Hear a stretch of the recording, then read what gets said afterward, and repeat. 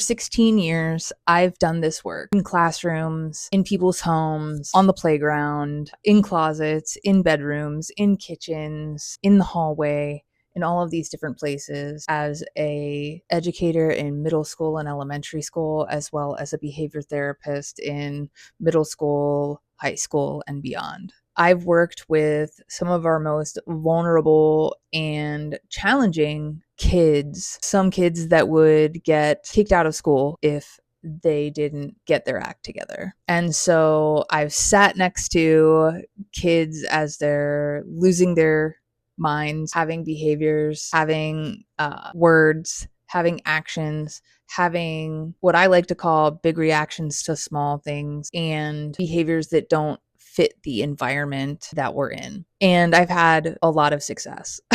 Ever since I was a 23-year-old who got thrown from teaching first grade to seventh grade reading, I've always worked with the kids that didn't feel like school was a safe, encouraging, and successful place for them to be. And as I grew in my career and then became someone that specialized in behaviors and working with kids that had big behaviors, what I found is they all have a few things in common. I've had the opportunity to show up for circumstances that most adults and kids for that matter want to get away from as fast as possible.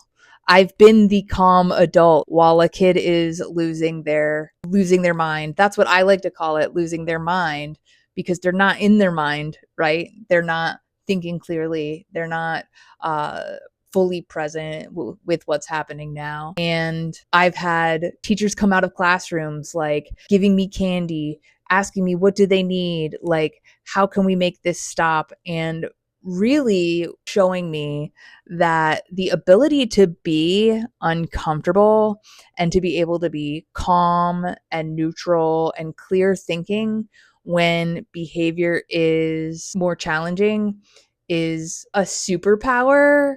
But the key is it's not actually a superpower.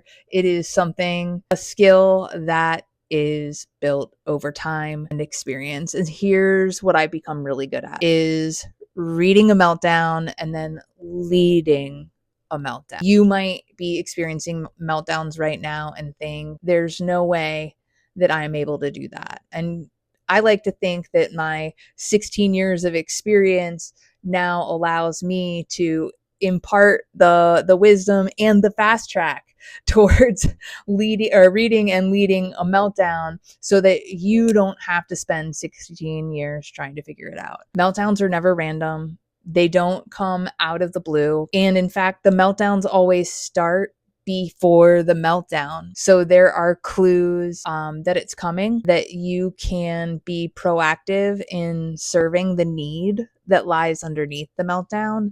And the foundation of navigating these challenging behavioral situations rely upon a foundation of a relationship and of care and of coming from a place of you matter. It is so easy to experience behaviors that make us feel really uncomfortable in our body, make us afraid of being judged by other people, whether that's children, whether that's adults. Like pick your group that you're afraid to be judged by. In our society as it is now, none of us were explicitly taught this is how you be with sensations, feelings, and thoughts within ourselves when they come up.